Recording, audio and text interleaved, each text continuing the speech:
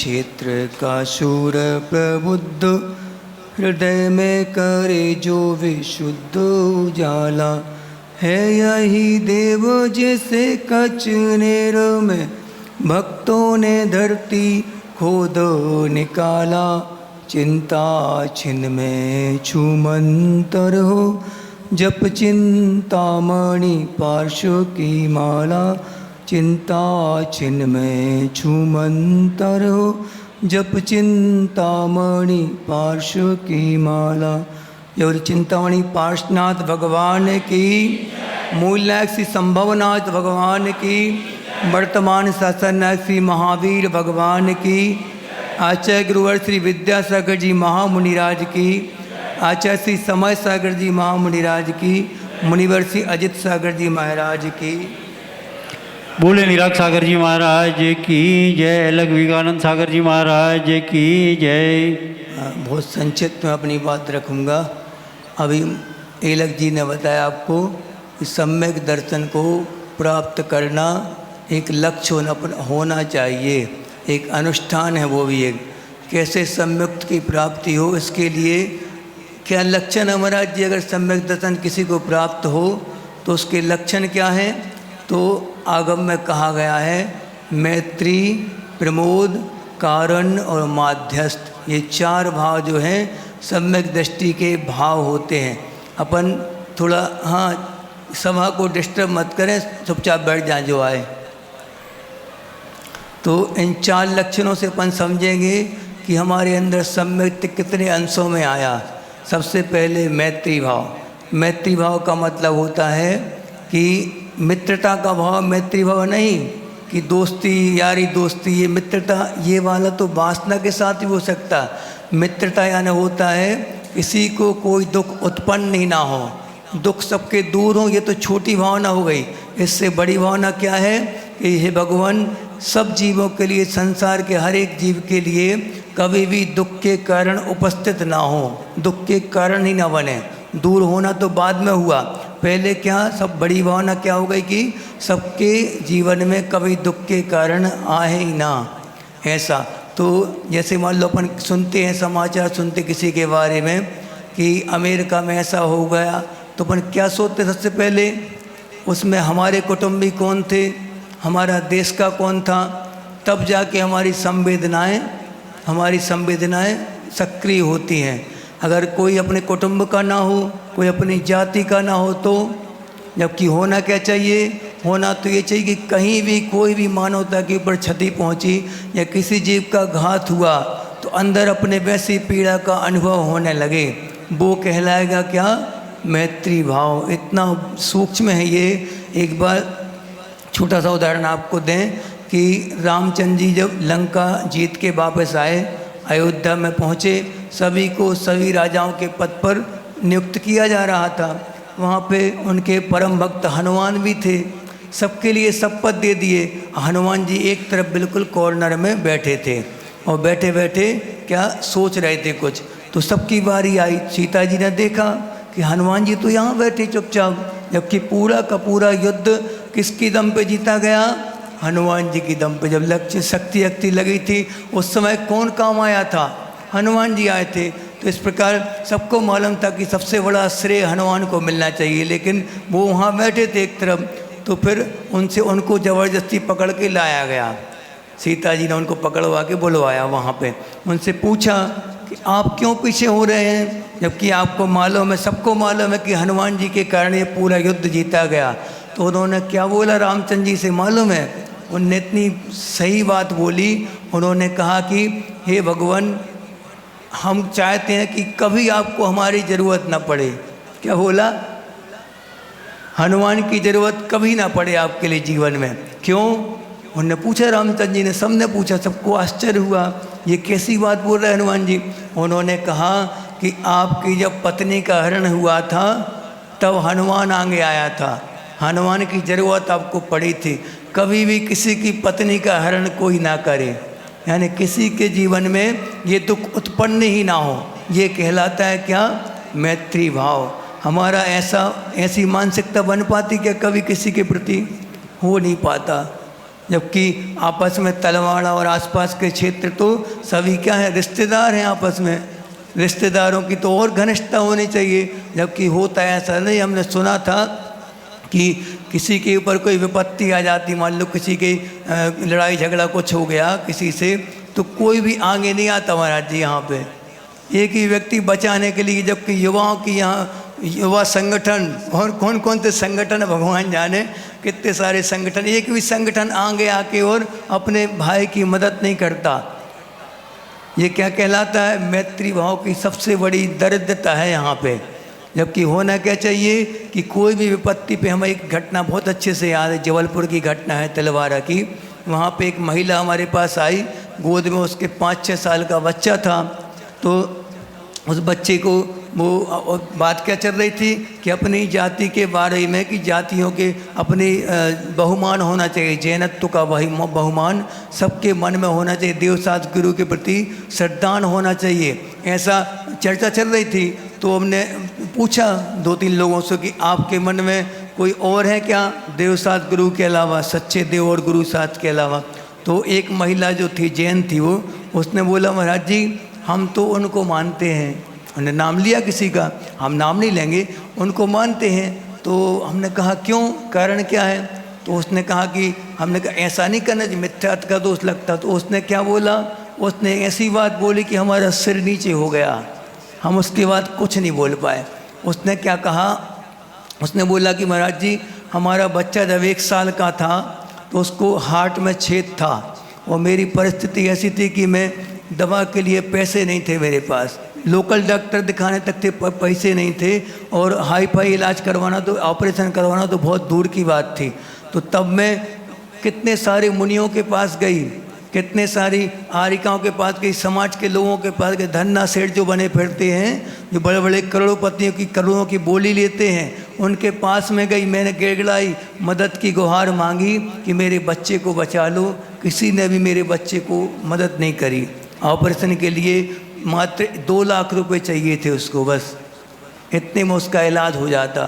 तो उस समय वो कहाँ गई, थक हार के उसने सुना किसी क्षेत्र के बारे में, वो अन्न था, जैन दर्शन से अन्न दर्शन वालों का था, उन्होंने फ्री में इलाज किया उसका पूरा इलाज, और 5 साल हो गए थे ऑपरेशन कराए।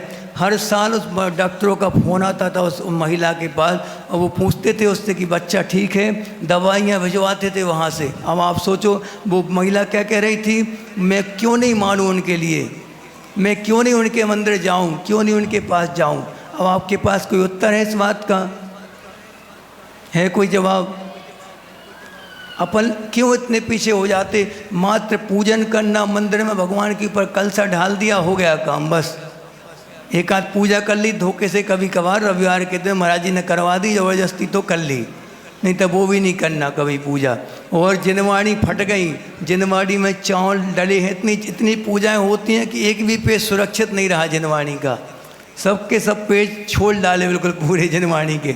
ये क्या है, ये हमारा इसमें धर्म मान लेते, क्रियाओं में बस मात। जबकि आना कहाँ चाहिए, एक एक व्यक्ति, अगर आप पत्थर के भगवान को आप भगवान मानते हैं, उसके पहले जो जीवित इंसान हैं उनमें जीवित आत्माओं के प्रति अगर आपकी अनुकंपा नहीं जगेगी तो वहाँ कितने मंदिर बनवा लो आप, कितने क्षेत्र बनवा लो, उससे कोई फर्क नहीं पड़ने वाला। ऐसे कई मुनिराज आ गए चले गए, आपको उपदेश दे के चले गए, आपने यहाँ पे तालियां बजाई और घर वापस। कितने अनुष्ठान हो गए, 4 प्रकार के अनुष्ठान बता दिए महाराज जी ने, से कितनी बार कर चुके अनुष्ठान, कई अनुष्ठान, लेकिन उनमें क्या, अगर जीव के अंदर मानवता के प्रति करुणा दया का भाव नहीं है तो यहाँ अपनी धर्म की शुरुआत हो गई। हम कैसे बोल रहे हैं कि आप जैन हैं, अपने कम से कम जैन ही के प्रति तो आप इतनी संवेदना रखें कि कोई परिवार अगर टूट रहा हो तो उस परिवार को टूटते हुए बिखरने से अपन बचाने के लिए कोई महिला मंडल, कोई युवा संगठन आगे आए और आर्थिक मदद से भी और शारीरिक मदद, जैसे तन मन धन से जैसे मदद बने, उस परिवार को हम जैनत्व में सुरक्षित रखें, उसकी आस्था को मजबूत बनाए देवसात गुरु के प्रति कि नहीं, देवसात गुरु के सच्चे सेवक हैं हम, हमारे रहते तुम्हारे जीवन में कभी आपदा नहीं आ सकती। ये क्या कहलाएगा, मैत्री भाव, सच्चे अर्थों में मैत्री भाव ये है। इसके बाद प्रमोद भाव। अब प्रमोद भाव किसे कहेंगे, गुणवानों को देख के और अंदर रहा ना जाए, उनकी प्रशंसा के भाव मन में आए, वो कहलागा प्रमोद भाव। जबकि होता क्या है, होता ये देख सुनो, ज्ञानी अज्ञानी जीवों का अंतर सुनना अच्छे से, कि मूर्ख ज्ञानी से ज्ञानी मिलें, दो दो बातें होएं। ठीक है, मुलाकात होती, ज्ञानी से ज्ञानी मिलते, और मूर्ख से मूर्ख मिलें, मुक्का लाते होएं। और सोच लो, मूर्ख है कि ज्ञानी है, ज्ञानी से ज्ञानी मिलें, दो दो बातें होएं, और मूर्ख से मूर्ख मिलें, मुक्का लाते हों। और आप सोच लो, इसके बाद एक और आती बहुत अच्छी, कि मिलें कैसे, तो फिर महाराज जी ऐसे ही मिलें। देखो, चार मिले, ज्ञानी से ज्ञानी का मिलन कैसा होना चाहिए बता रहे, इसमें अच्छे से याद कर लेना इसको। चार मिले 64 खिले, मिले 20 कर जोड़, और ज्ञानी से ज्ञानी मिले हर से 7 करोड़। इसमें सब कुछ आ गया, पूरा मैत्री भाव सब भाव आ गया। कैसे, चार मिले यानी कि दो हमारे मिले, दो सामने वाले के मिले, ये चार मिले। 64 खिले, 32 हमारे खिले और 32 सामने वाले के। इतनी खुशी, इतनी प्रसन्नता गुणवानों के प्रति होनी चाहिए, सामने वाले के प्रति। और मिले 20 कर जोड़, 10 हमारे मिले कर और 10 उनके मिले उंगलियां, ऐसे 10। किसी के 12 होते तो बात अलग है, लेकिन बता रहे कि 10-10 सामान्यता होते लोगों की, 10 हमारे मिले और 10 सामने वाले के। विनय होनी चाहिए एक दूसरे के प्रति। तो मिले 20 कर जोड़, और ज्ञानी से ज्ञानी मिले हर से 7 करोड़। यानी और ऊंची बात कर रहे जी, कैसे मन से मन मिलना चाहिए, कि अगर ज्ञानी से कैसे मिलते, एक व्यक्ति के शरीर में 3.5 करोड़ रोम छिद्र होते हैं। कितने, 3.5 करोड़। तो 3.5 हमारे खिलें और 3.5 सामने वाले के खिलें। ऐसा मिलन किसका होना चाहिए, ज्ञानी से ज्ञानी का होना चाहिए। मूर्ख से मूर्ख का तो फिर जानते ही हो, मुक्का लाते हों। अब मैत्री प्रमोद, ये प्रमोद भाव कहलाता कि गुणवानों को देख के और प्रशंसा के भाव, उसकी माने अंदर अंदर उसके प्रति आह्लाद होना चाहिए, खुशी होना चाहिए कि हमने ज्ञानी व्यक्ति से हमारा मिलन हुआ है। हे भगवान, ये मिलाप जो है, ये कोई ना कोई क्रिया में बदले। कैसे न कैसे हम लोग कोई अपने दुखों को निवारण करने का उपाय सोचें बैठ के। रोना गाना तो महिलाओं का काम होता है, और पुरुषों का भी आजकल तो खूब ट्रेंड चल गया। रोने वालों का तो खूब ट्रेंड है, रोने के लिए अलग से ट्रेनिंग मिलती है। यहाँ रुदाली कहलाती, राजस्थान में रुदाली बोलते हैं उनको। रुदाली माने जो गमी हो जाती ना किसी के यहाँ, तो बैठने वाले आते हैं, तो 2-4 रुदाली बैठा लेते हैं आप आसपास। अब जैसे ही कोई आया शुरू हो जाते हो, बस रोना शुरू। वो भी रोएंगे और माहौल को भी कैसा बना देंगे, पूरा गमगीन बना देंगे पूरा। स्पेशलिस्ट होते बिल्कुल वो। उनको क्या होता, असाता स्वयं बांधते हैं और दूसरों के लिए भी असाता के कारण बंधवा देते वो। तो मैत्री प्रमोद यानी एक दूसरे के गुणों को देख के प्रसन्न होना चाहिए। वरना निंदा पुराण का विस्तार बहुत होता है आजकल, जहाँ मंदिर के चबूतरे पे बैठ जाते हैं, चौराहे की गलियों पे, वहाँ खूब पुराण विस्तार होता है, बड़े बड़े पुराण महीनों चलते, महीनों। हाँ, एक बार निंदा पुराण विस्तार लो, महीनों चलेगा, महीनों तक। और ये वाला पुराण एक दिन, महाराज जी टाइम नहीं है, बिल्कुल स्वाध्याय का टाइम ही नहीं मिलता। और अगर थोड़ी सी चर्चा कर दो दूसरे की निंदा, अब भी बिल्कुल कहाँ से टाइम आ जाता मालूम नहीं पड़ता। इतनी व्यस्तताओं में भी सब कुछ भूल भाल के और निंदा पुराण में शामिल, सब के सब पूरे ऐसे स्पेशलिस्ट हैं। कभी भी निंदा पुराण में शामिल नहीं होना, एक स्वाध्याय का नियम कभी नहीं लेना। हम मना करेंगे स्वाध्याय करने के लिए। कौन सा स्वाध्याय, निंदा पुराण का, वो कभी नहीं करना है। अब मैत्री प्रमोद कारुण्य भाव, कारुण्य भाव ने दीन दुखियों को देख के करुणा उत्पन्न अपने मन में होनी चाहिए। अकेली करुणा से काम नहीं चलेगा, उसकी भूमिका के अनुसार और अपनी भूमिका के अनुसार उसको दूर करने का प्रयास भी होना चाहिए। अकेली करुणा कर ली, कितना दुखी है बेचारा, क्या करे महाराज जी, बस हो गया था, बस काम खत्म, नाश्ता किया, दुकान।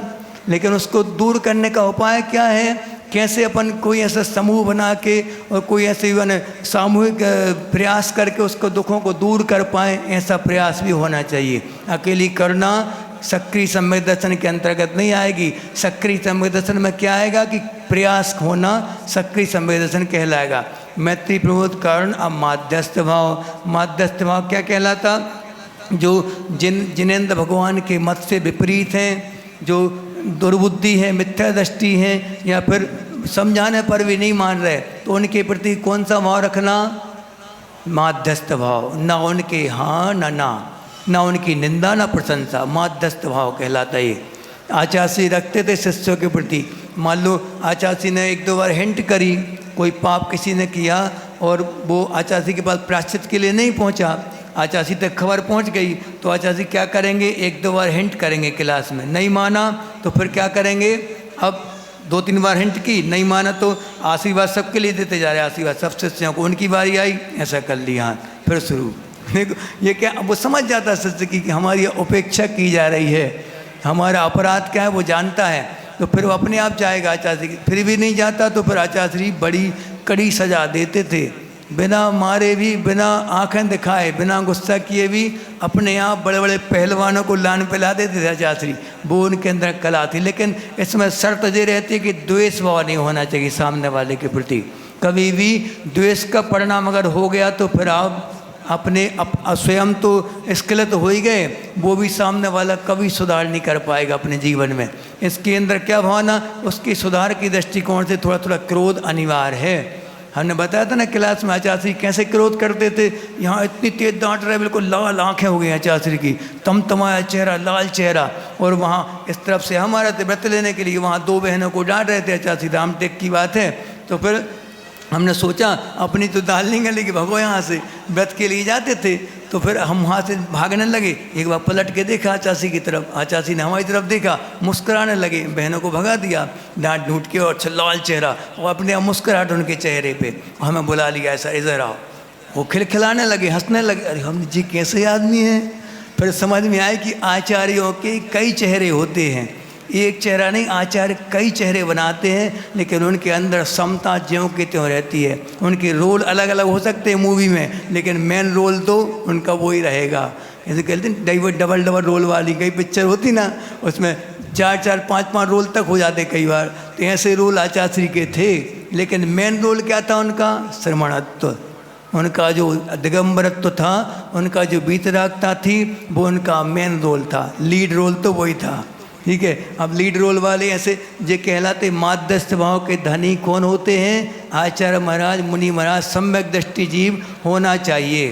कोई बच्चा ज़्यादा शैतानी करता माँ का, तो वो क्या करती, पहले समझाएगी, 1-2 बार नहीं मानेगा तो फिर क्या करेगी? फिर अब तुम जानो, तुम्हें मम्मी खाना दे दो, वो रखा है, खाना हो तो खाओ, नहीं तो नहीं खाओ।